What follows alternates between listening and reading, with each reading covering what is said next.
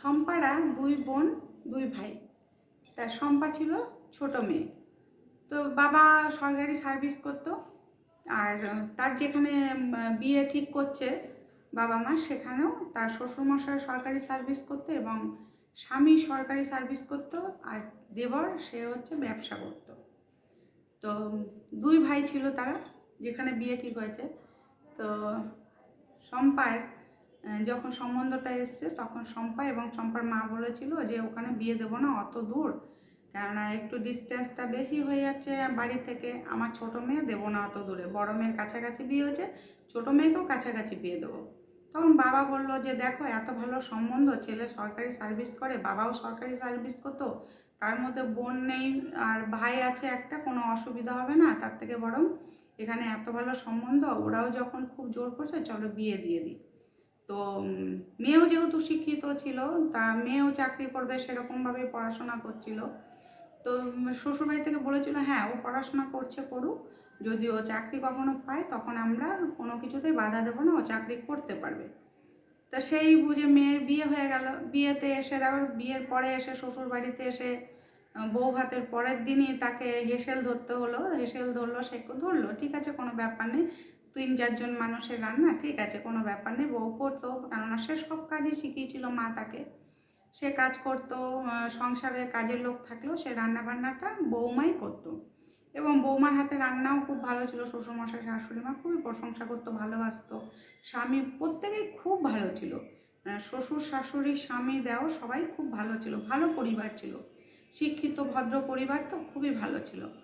তাই একদিনকে বৌদি রান্না করছে, দেবর গিয়ে বলেছে বৌদি তুমি এত সুন্দর দেখতে, এত শিক্ষিত, তুমি ভালোবাসোনি কাউকে কখনো? দেওর আর বৌদির মধ্যে তো অনেক রকম গল্প হয়, তাই না? তো যেরকম বন্ধুর মতো থাকে সেরকম ভাইও হয়। আর একটা শিক্ষিত ছেলে, তার মনের মধ্যে কী চলছে সেটা তো সে জানে না। তা সে বলেছে কি হ্যাঁ ভালোবেসেছি তো, ভালোবাসবো না কেন, ভালোবাসা তো সবার জীবনেই আসে, তোমার জীবনে ভালোবাসা আসেনি? তখন বলছে হ্যাঁ এসেছিল, কিন্তু আমি তাকে ভালোবাসিনি, না করে দিয়েছি। তখন তার বৌদি বলেছে যে সেটা তো তোমার ব্যাপার, তুমি যখন বলেছো ভালোবাসোনি, ঠিক আছে, হ্যাঁ আমি ভালোবেসেছি, কিন্তু আমার বাবা মা তো সেখানে বিয়ে দিল না, তো তোমার দাদার সঙ্গে বিয়ে দিয়ে দিল।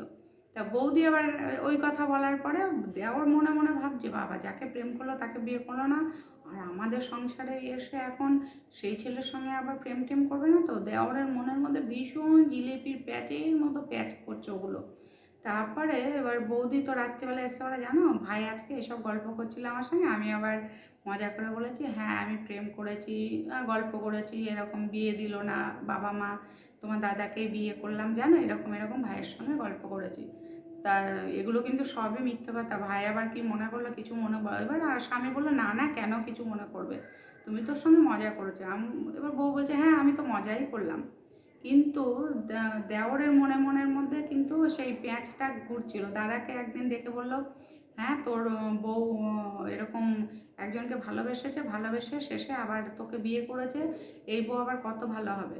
তখন দাদা বলছে হ্যাঁ প্রেম করেছে তো কি হয়েছে, প্রেম তো সবাই করে, আমি করিনি, তুই করিসনি, দুনিয়ার সব ছেলেরাই প্রেম করে, আর তোর বৌদি তো তোর সঙ্গে মজা করেছে, তার জন্য তুই এটাকে নিয়ে আবার আমাকে লাগানি বাগানি করছিস, তাহলে তোর মনে কি আছে রে ভাই? তো আমরা চেয়েছিলাম তো সংসারটা যাতে আমাদের সুখের হয়, কিন্তু তুই কি করছিস? তখন বললো ও বৌদি তোকে এসব কথা বলেছে? হ্যাঁ আমাদের স্বামী স্ত্রীর মধ্যে সব রকম কথা হয়, সব রকম গল্প হয়, ও আমাকে সব কথা বলেছে।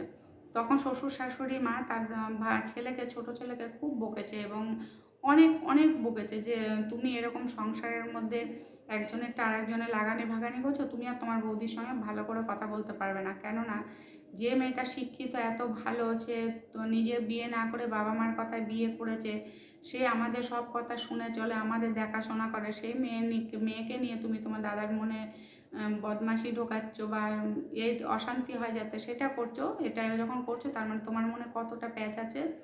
তাই মা বাবা কিছুদিন পরে দেওরেরও বিয়ে দিয়ে দিল। দেওরের বিয়ের পরে তারা কিন্তু দুই যা, এবং দেওরের সঙ্গে বৌদি সেরকম কথা না বললেও কিন্তু দুই যা ভাসুর সবাই মিলে বেশ আনন্দে তাদের দিনগুলো কাটতে থাকলো। কিন্তু দেওরের প্রতি যে সন্দেহটা থেকে গেল বৌদির, যে আমি যখনই কোনো ইয়ার্কি করব বা মজা করব ও হয়তো সেটাকে পেঁয়াজি ধরবে, সেই জন্য বৌদি আর বেশি দেওরের সঙ্গে কখনো কথা বলতো না, তবে যায় যায় খুবই মিল ছিল, শ্বশুর শাশুড়িও খুব ভালোবাসত।